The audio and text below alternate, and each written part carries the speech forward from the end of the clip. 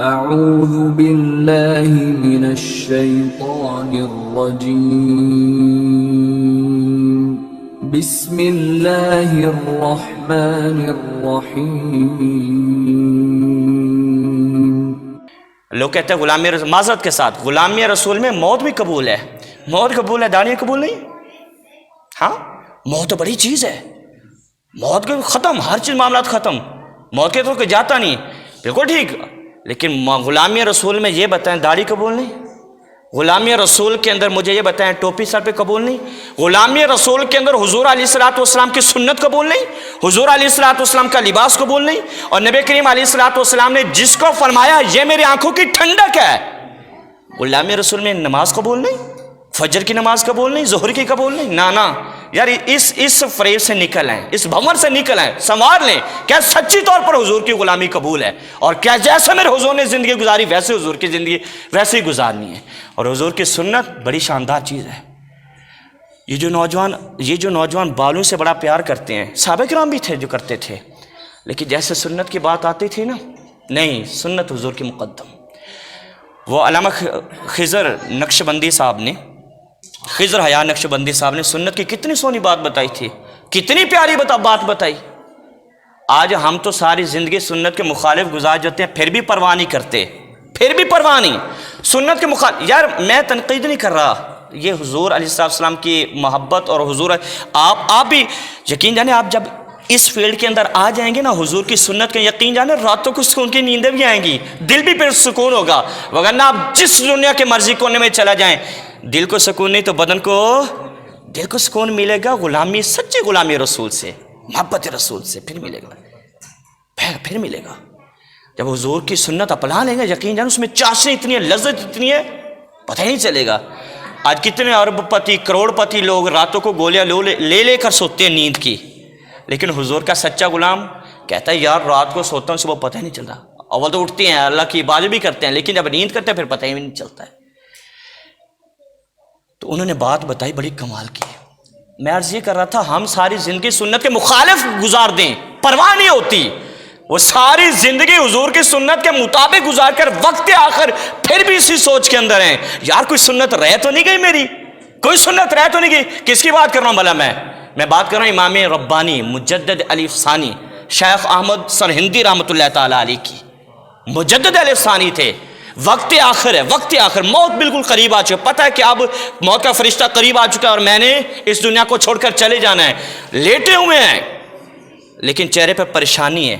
پریشانی کے آثار ہے، اور کیا ہے، متفکر ہیں، فکر کے اندر ہیں کہ ہم تو موت آئے تو موت کی فکر میں، بال بچوں کی فکر کے اندر، باقی چیزوں کی فکر کے اندر چلے جائیں، لیکن ان کے بیٹے نے دیکھا کہ میرا والد پریشان ہے، فکر مند ہے، فکر مند، تو سنیں بیٹے نے پوچھا ابا جان آپ کو اس وقت کس چیز کی فکر لگی ہوئی ہے،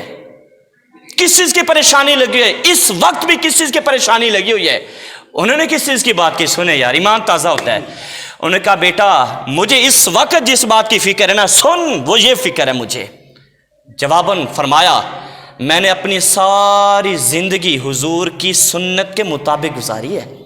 ساری زندگی کوئی کام بھی حضور کی سنت کے مخالف نہیں کیا، میں نے ہر چیز کو اپنے آقا کی سنت کے مطابق گزارنے کی کوشش کی ہے۔ اب میں اس فکر کے اندر ہوں، پریشانی کے اندر ہوں، میں اپنا محاسبہ کر رہا ہوں، دیکھ رہا ہوں، احتساب کر رہا ہوں کہ میری زندگی کا کوئی گوشہ ایسا تو نہیں ہے جس میں کوئی سنت رہ گئی ہو، ایک سنت۔ میں سوچ رہا ہوں کہ میری زندگی کا کوئی گوشہ، کوئی لمحہ، کوئی وقت، کوئی دن ایسا تو نہیں گزرا کہ جس میں میں نے حضور کی سنت کو چھوڑ دیا ہو، میں حضور کی سنت کو نہ اپنا سکا ہوں۔ بیٹا پوچھتا بجان پھر کیا نتیجہ نکلا، کیا نتیجہ نکلا؟ کوئی ہے ایسا کام جو آپ نے سنت کے مطابق نہ کیا؟ ہم تو فرضوں میں بھی کوتاہی کر بیٹھے ہیں، ہم تو فرض بھی نہیں ادا کر رہے، غفلت کے اندر اتنے ڈوب گیا کہ فرض بھی چھوٹ گئے، اور وہ بھی بندے تھے جنہوں نے کہا غلام رسول میں پھر ہر چیز قبول ہے، سنت بھی قبول ہے، نماز بھی قبول ہے، داڑھی بھی قبول ہے، ہر چیز، لباس بھی حضور کے مطابق قبول ہے، یہ انہوں نے نعرہ لگایا۔ بیٹا پوچھنے لگا ابا جان کیا نتیجہ نکلا پھر؟ انہوں نے کہا میں نے نتیجہ یہ نکلا ہے، نتیجہ سوچ کا نتیجہ یہ نکلا ہے کہ میں نے ساری زندگی تو حضور کی سنت کے مطابق گزاری ہے، ایک حضور کی سنت رہ گئی ہے، بس ایک رہ گئی ہے، اور اس میں بھی میری کوتاہی نہیں ہے، بلکہ اللہ تبارک و تعالیٰ کی حکمت ہے کچھ۔ اللہ کی کیا ہے؟ پوچھا کون سی سنت رہ گئی ہے؟ انہوں نے جواب دیا، اپنے بیٹے کو فرمانے لگے اے میرے بیٹے، میں نے اپنے آقا کی ہر سنت کے مطابق اپنی زندگی گزاری، ہر سنت کو اپنایا ہے، لیکن ایک چیز رہ گئی ہے۔ کیا؟ کہنے لگے کہ میرے آقا نے اپنے نواسوں کو کندھوں کے اوپر سوار کیا، میں نے اپنے نواسوں کو کندھوں پر سوار نہیں کیا، یہ رہ گئی ہے بس۔ آگے بھی سنیں، نواسوں کو کندھوں پر سوار کیوں نہیں کیا؟ نواسا ہی کوئی نہیں تھا۔ اللہ، اور یہ بھی اس وجہ سے رہ گئی کہ نواسا تھا ہی نہیں، نواسا ہی نہیں تھا تو پھر سنت کیسے ادا ہوتی؟ تو سنت کی ادائیگی کے لیے ضروری تھا کہ نواسا ہو، اگر نواسا ہوتا تو پھر ان کو بھی کندھوں پر ساری زندگی حضور کی سنت کے مطابق۔ آگے وصیت کی، سنیں،